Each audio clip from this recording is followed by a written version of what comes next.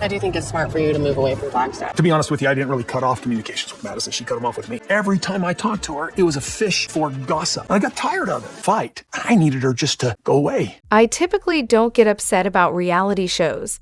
I just have my opinions. However, last night's episode really frustrated me. Kody's comments regarding Meri's decision to leave the marriage were utterly appalling. He said things like, "I needed her just to go away, and it took forever for her to finally realize." I can only imagine the embarrassment, shame, anger, and sadness Meri must have felt while watching this. He treats her as if she's a parasite, just clinging to him and annoying him. I can't wait to see the karma that comes his way. And don't even get me started on how he talks about his children. The irony is that while he wants Meri to disappear, he's clinging to Janelle like a parasite himself. Hey there, amazing people. Welcome back to Reality Nexus X. I'm Elena, and I'm excited to dive into some fascinating topics with you today. Let's get started. However, I was immediately struck by Robyn's candid admission in the last episode that her house in Flagstaff was always meant to be a family asset, not just hers. She revealed that the money Janelle and Meri contributed to purchase that home wasn't a gift. The understanding was that the house was bought with joint funds to be a shared asset among all of them. Since Meri and Janelle were not legally married to Kody at that time, this could have significant legal implications if they ever seek their share of the proceeds from that property. And now it's recorded for everyone to see. Perhaps this is why the house is up for sale. To pay back Janelle and Meri, that would be nice. I hope Robyn and Kody didn't consider her on-camera remark when they listed it. And now they might be panicking because they'll have to share the profits, haha. I really hope so. I can't believe Janelle said her name should be on the house too if she's contributing to the payments. Yet Kody dismissed her and she got nothing. How could she have missed that red flag? I think many people were so confused and frustrated by her comments about budgeting that they overlooked this important point. Robyn did the right thing by being honest about the house as an asset for all of them. Moreover, he claimed that he didn't cut off communication with Maddie, she did. Yet in the next breath, he mentioned that every time he spoke with her, it felt like she was fishing for gossip, and he grew tired of it. So which is it? Did he get tired of her, or did she get tired of him? Sorry, but like everything else, you can't have it both ways. According to Janelle, it was Maddie who didn't want this erratic, angry person in her life or around her kids. It seems like many of the kids have reached their limit. Yet he keeps insisting that he's the victim. Why? Because they're fed up with his nonsense. This guy really makes my head spin. I think Janelle is right. Maddie did cut off communication with Kody. His claim that he was tired of Maddie fishing for information and thus gave up gives him a false sense of control over the situation. The truth likely lies somewhere in between. I suspect Maddie told him he needed to be more consistent and treat her and her family with kindness and respect. When he wouldn't do that, she probably just stopped calling. And we all know Kody doesn't seem to realize that he can pick up the phone to call his kids. So technically, Maddie stopped communicating, but really, Kody's choices are what led to their strained relationship. The whole conspiracy theory Kody has about gossip seems to be directed at Maddie and anyone else he's upset with. I don't know any family that doesn't share information like wildfire.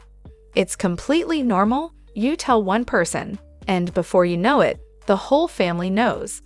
Kody just has to portray himself as the victim and make it all about him, which is pretty bitter. Additionally, dear TLC, please consider removing Kody and Robyn from the show. They contribute nothing but negativity. Robyn restricts filming at their home, making it hard for us to connect with any of their children. Currently, the focus is on the original 3 wives, along with Kody and Robyn's complaints about them. It's time to eliminate the negativity. Rename the show after Sister Wives or Sister Wives No More and center it on Meri, her B and B, Leon, and Aubrey, if they choose to participate, as well as her quest for love. Christine and her life with David, her kids and grandkids in Utah, and Janelle's new life in North Carolina. Don't ask the original 3 about Kody, just let that storyline fade away. Allow Kody and Robyn to be the unhappy faces we see at family weddings and baby showers without hearing from them. I envision the show taking a path similar to John and Kate, where Kody and Robyn are cut for 1 to 2 seasons to see how it goes. I predict that one of the original 3 will eventually appear on Dancing with the Stars, which will surely provoke Kody, since we all know he considers himself the best dancer. Also initially, he and 4 were ousted from Brown Family Island. Then in Season 19, Episode 1, he was cast out by his own family, left entirely alone, and now he's been removed from his own club. It's all so tragic. I really love being here. But seriously, even Kody admits that his happiest times were in Vegas. The choice to relocate to Flagstaff was a complete mistake. I wonder if he and Robyn will ever realize that the move to Flagstaff is what truly led to the family's decline. No matter the changing dynamics, leaving the cul-de-sac made it far easier for the family to disintegrate. It's amusing that he thinks the divorce was when everything fell apart. Because, divorces are usually the starting point in a series of events leading to lives falling apart. Didn't Maddie and Caleb move back to Vegas? Then he headed off to Flagstaff. It just doesn't make sense. Kody, the bow-legged jackwagon, has created all his own issues, yet he refuses to take any accountability. So Maddie and Caleb moved to the cul-de-sac, and just a short time later, they moved to Flagstaff. This guy keeps forgetting that we saw it all happen. If those were the best times of your life, why on earth did you move? That whole scene was incredibly frustrating. He's so disconnected from the reality of what happened to this family. He refuses to accept his mistakes. It's always someone else's fault. It's exhausting, but if he's heading for a downfall, I'll definitely be watching. Team OG3. However, this may be a lengthy expression of frustration, but I'm interested in different views on the contrast between reality and reality TV. Many believe Robyn is disconnected from Kody, his marriages, and his ability to manage them, despite clear issues. I want to address some unspoken yet significant complexities of their faith. Whether they still practice it, I personally doubt they do, at least not completely. It's important to recognize how their beliefs historically influenced their family dynamics and how they are now facing its decline. In the AUB, the first wife holds a unique role, encouraging her husband to take additional wives to boost his status in the celestial kingdom. Meri has often hinted at this in her comments. She claims she started this family, and indeed, without her allowing Kody to marry multiple women, this family wouldn't exist. She also played a key role in bringing Robyn into the fold. Kody and Meri chose to court Robyn before discussing it with Janelle and Christine because, according to their beliefs, she didn't owe them that consideration. Her only obligation was to agree to and facilitate Kody's acquisition of more wives, as stated in the Law of Sarah. Moreover, their religious texts indicate that it's the wife's duty to support one another by encouraging their husband to remain married, even when he may not wish to. There are accounts of Joseph Smith's later wife, Emma, challenging his faith by refusing to consent to his additional marriages, effectively becoming an obstacle to his ambitions of achieving godhood in the afterlife. This sets the stage for Christine's role, as she reflects Emma, while Robyn would never resist like that. Kody values Robyn's words over her actions. What matters to him is her vocal loyalty. Meanwhile, the wives who have suffered because of Robyn are labeled as disobedient or bad, despite enduring years of emotional distress, gaslighting, and supporting Kody and Robyn's lifestyle. Robyn is deliberately maintaining a facade. She's neither ignorant nor struggling in her marriage, nor is she considering leaving Kody. She is playing a role defined by her former religious teachings, projecting an image of being devastated by the repercussions of her and Kody's actions for the audience. Her exaggerated reactions and victim-like demeanor are what she believes is expected of her. She isn't unhappy, contrary to popular belief. She isn't in a monogamous relationship against her will, nor is she convincing in her statements. She is misleading the audience rather than herself. Everything she says is aimed at preserving her and Kody's reputation, maintaining the innocent and delicate persona that Kody prefers, which aligns with their cultural beliefs. Robyn knows she is Kody's favorite and is fully aware of the emotional and sexual neglect experienced by the other wives. She understands that Kody's time, resources, and affection are not distributed fairly among them. Robyn articulates what she feels she must say to relieve herself of guilt within their religious context, regardless of their current level of involvement. She lacks genuine friendships with the original 3 wives and would never invite them into her home, which she refers to as a family asset. She disagreed with their lifestyles when she was more involved with them and recognizes that Kody has shifted his priorities away from them. Still, she clings to the belief that he should remain committed to plural marriage to maintain the illusion that she played no part in the family's disintegration and their adherence to faith. She insists on being the supportive sister wife, advocating for the other wives to Kody as a good fundamental Mormon wife is expected to do. This role is easy to assume when her monogamous husband despises the other wives. There are numerous frustrating aspects of this family. One of the most aggravating is their intentional omission of crucial context regarding their actions. It's evident now that Meri harbors resentment for allowing Kody to pursue a fulfilling sexual life while she remains involuntarily celibate. Christine forced herself to accept her position as the favored wife and, despite having borne Kody many children, found herself considered unattractive and pushed aside. Her refusal to accept this treatment infuriates Kody. Janelle is now facing the reality that she invested her entire life's work and financial security for 2 deceivers and a flawed belief system, leaving her with a challenging path to recover a fraction of her contributions to someone else's happiness. They made these sacrifices to comply with Kody's wishes, both financially and emotionally. Kody then conveniently distanced himself from them and his religion, freeing himself from his obligations. Even while Robyn boldly tells Christine that she can't simply divorce Kody without church approval, insisting that she isn't truly divorced until she has relations with another man. And now Kody wants Meri to just go away. Kody and Robyn embody the idea of rules for thee, but not for me.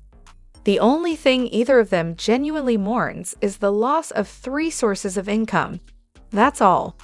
As well as, when Sister Wives first aired, everyone commented on how they couldn't imagine living that way. Sure, it would be nice to have someone help with the kids and the cooking, but no one wants to share a man. After all these years, it became clear that all they were doing was fighting over a man who didn't actually want to be shared.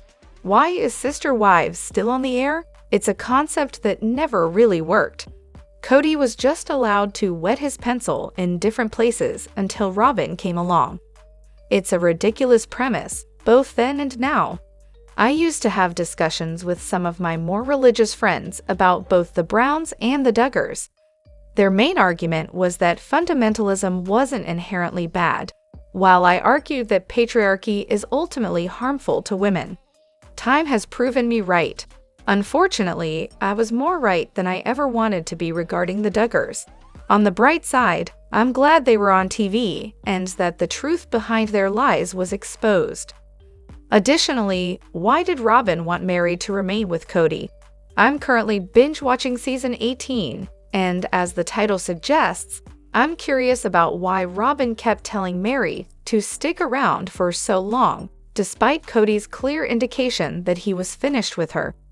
Meri notes that Robyn doesn't even reach out to her to chat or meet up, and it's evident to viewers that when she's in Flagstaff, she is entirely alone. This storyline is genuinely making me think less of Robyn It feels cruel. Meri serves as Kody's outlet for his frustrations. When Meri is no longer around, he directs his negativity towards Robyn. Robyn is motivated by financial gain and needs other women to create competition. She enjoys polygamy because it allows her to be the favorite while lamenting her love for the other wives. It's all about the money. I also believe she takes pleasure in seeing Kody mistreat the other women. I truly think that's the case. Furthermore, can Janelle use what Robyn said to claim money? In the latest episode, Janelle points out that everyone else in the family has some form of property, except for her. I've always been genuinely curious because Meri mentioned that she contributed money to Robyn's house from the sale of her Las Vegas home. Given that Robyn acknowledged it was intended to be a family asset and not just her personal property, will Janelle be able to claim any money from it? Does anyone else think that might be the reason they are selling the house? It would be amusing if Janelle consulted a lawyer and managed to use this against Kody and Robyn in a lawsuit. Honestly, I doubt there's much she can do. Since they weren't legally married, she likely has no claim to his assets. Unless things were explicitly outlined in legal documents, I fear it will ultimately come down to whatever Kody chooses to give her, and we all know that won't be much. On the show Big Love, Bill established trusts for all his wives and kids to protect them in case something happened to him. Janelle should have requested something similar to secure her legal standing. That said, I don't blame Janelle. Before Robyn joined the family, they genuinely took care of one another, even helping Robyn with her debt when she needed it. Then Robyn manipulated her way in, and everything changed. I understand why Janelle trusted the family. You should be able to trust your partner. Unfortunately, legally, she may be in a tough spot unless there were agreements made in writing years ago. Her name is on some of the land, but that may be her only legal claim. Any informal agreements about family finances will likely be unenforceable. She will probably be at Kody's mercy. He could say, "Here's a substantial amount of money to make you whole," but we know he likely won't do that. In fact, Kody is so cruel that I think he would prefer to forfeit all of CP rather than allow Meri and Janelle to access their equity in it. I hope I'm wrong, but he's such an asshole that I can see him doing it out of spite. However, I feel somewhat sorry for Robyn's kids. They've been led to believe by their mother, the one person they should be able to trust, not to expect support from the other kids. She claims she dislikes being viewed as a victim, but that's simply not true. She is, in fact, a professional victim, and unfortunately, she's pulling her children down with her. They come across like two robots, unhappy and terribly misguided robots. It's perplexing why anyone would want to teach their kids to embrace a victim mentality. Aurora and Brianna seem more unsettling with each season. They give off hostage vibes. It's really concerning to see them looking so sad and dowdy at such a young age. I can only hope they're just acting and have the chance to lead vibrant, youthful lives away from the cameras. Moreover, what would you like to hear Kody say? I would love for him to confront Robyn the way he did with Janelle and Christine. He should say, "You never made an effort to be a mother to the other children. You never made them feel welcome in your home. You were only satisfied if you were getting more. You've always spoken negatively about the other wives, except Meri, whom you could manipulate. But what about Christine, who contributed so much to the family? You didn't want a big family, you wanted monogamy. It was always about what I could provide for you financially, not about the broader vision for our entire family." It's time to shift focus to rebuilding. Kody needs to reach out to each of his children individually and attempt to forge a relationship with them. A simple, "Hi, I've been thinking about you. How are things?" could go a long way. Honestly, I think it's beyond that now. If I were one of the original 13 and had heard the abuse he's directed at my mothers and siblings, even one who tragically took her own life, I would want nothing to do with him. Kody is a drain on space and time. He contributes nothing but drama, and is too narcissistic to maintain any meaningful relationship I would desire as an adult, especially if he were my father. Also, did Kody relocate the family to Arizona, specifically because it does not acknowledge common law marriages? Arizona does not recognize palimony, which is financial support awarded to a partner after a non-marital relationship concludes. This is due to Arizona being a non-common law state that does not recognize common law marriages. Could this be why Kody was so keen on moving everyone to Arizona after he married Robyn legally, and why he ensured that the primary assets, like the house, were solely in his and Robyn's names? It seems he may have been strategically planning to ensure that any wife who chose to leave him would receive very little. I doubt any state would consider their marriages as common law, since Kody was legally wed to both Meri and Robyn. For instance, while Utah does have a form of common law marriage, it's not possible if you are already legally married to another person. The same applies in California. There are only a handful of states where common law marriage remains legally recognized, and most require both parties to be legally eligible to marry, which means they must be unmarried. Additionally, they moved because Dayton was going to attend college there. The relocation was primarily for Robyn, as she couldn't be away from Dayton. Please share your thoughts in the comment section below. I'd love to hear whether you agree or disagree. If you enjoyed this video, consider liking, subscribing, and hitting the notification bell for future updates. Your feedback is important, and I look forward to seeing you in the next video. Thank you.